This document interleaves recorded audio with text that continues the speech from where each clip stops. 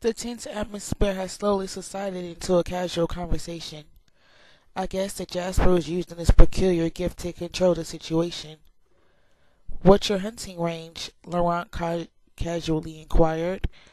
Carlyle ignored the assumption behind the inquiry. "The Olympic range here, up and down the coast ranges on occasion. We keep a permanent residence nearby. There's another permanent settlement like ours near Denali." Laurent rocked back on his heel slightly. "Permanent? How do you manage that?" There was honest curiosity in his voice. "Why don't you come back to our home with us so we can talk comfortably?" Carlo invited. "It's a rather long story." James and Victoria exchanged a surprised look at the mention of the name home, but Laurent controlled his expression better. "That sounds very interesting, and welcome." His smile was genial. "We've been on the hunt all the way from Ontario, and we haven't had the chance to clean up in a while." His eyes moved appreciatively over Carlyle's refined appearance. "Please don't take offense, but we'd appreciate it if you refrain from hunting in this immediate area. We have to stay inconspicuous. You understand," Carlyle explained. "Of course," Laurent nodded. "We certainly won't encroach on your territory. We just ate outside of Seattle anyway," he laughed. A shiver ran up my spine.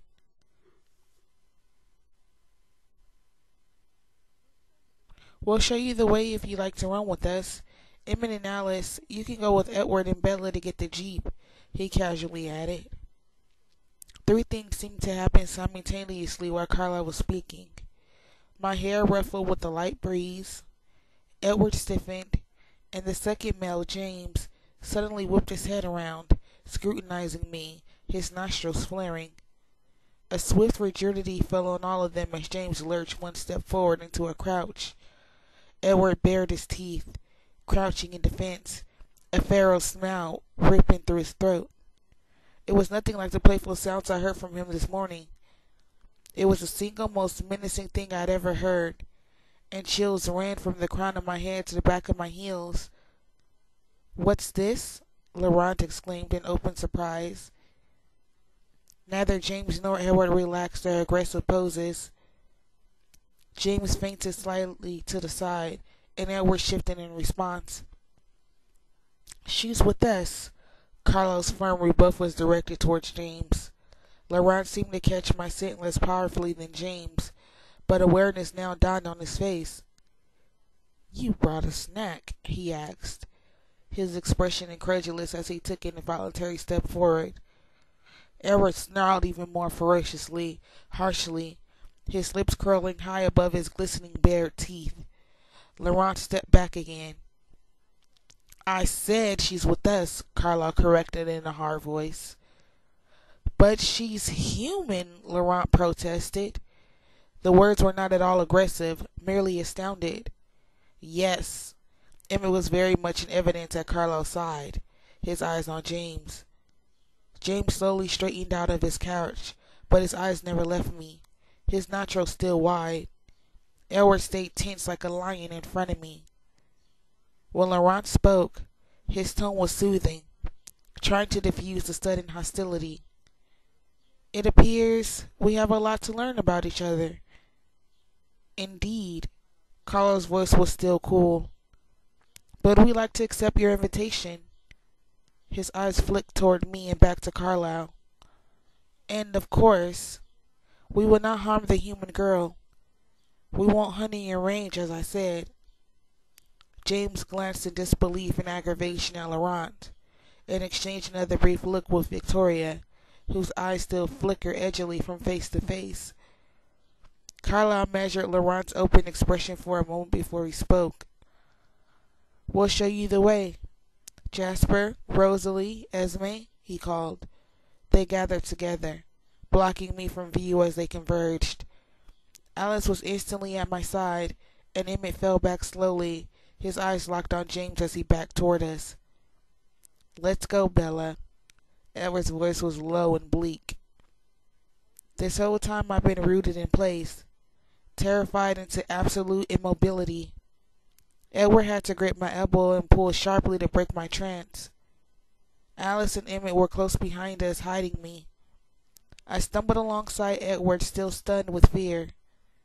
I couldn't hear if the main group had left yet. Edward's impatience was almost tangible as we moved at human speed to the forest edge.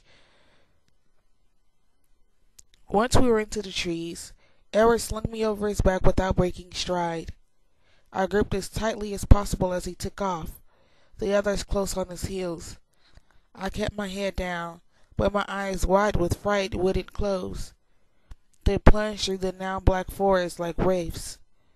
The sense of exhilaration that usually seemed to possess Edward as he ran was completely absent, replaced by a fury that consumed him and drove him still faster.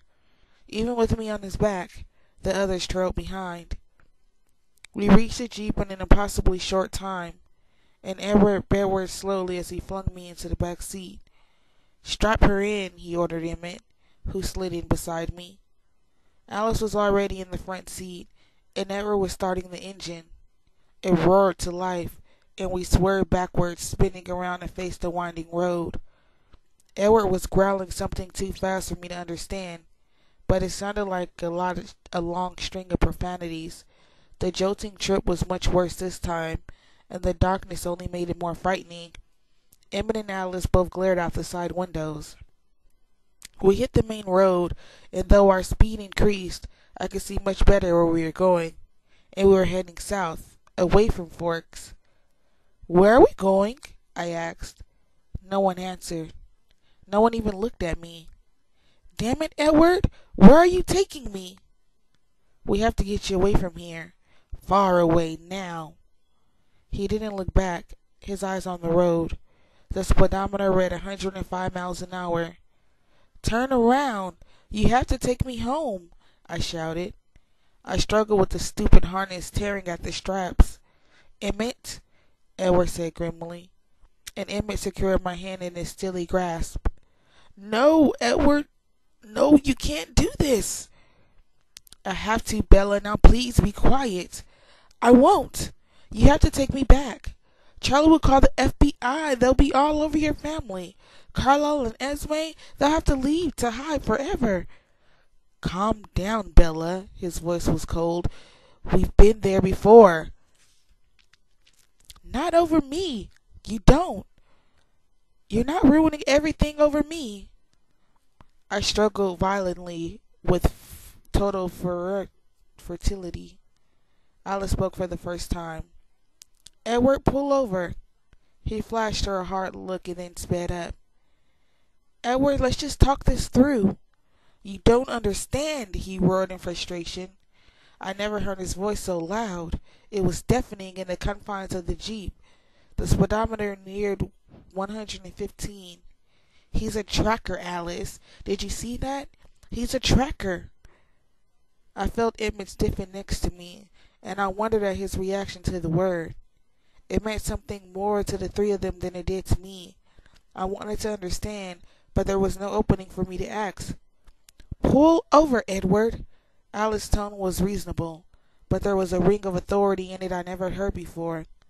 The speedometer inched past 120. "Do it, Edward." "Listen to me, Alice."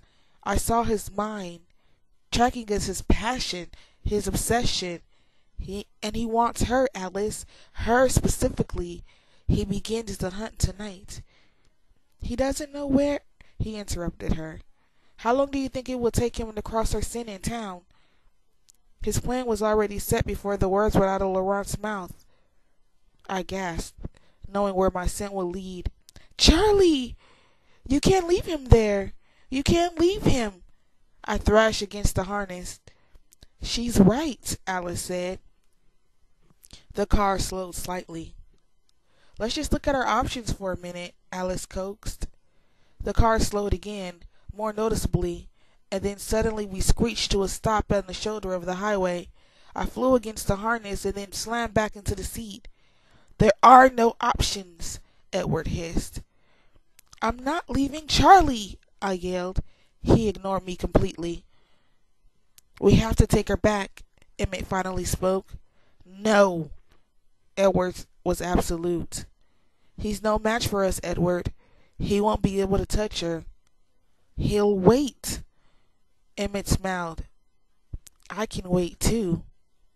You didn't see. You don't understand.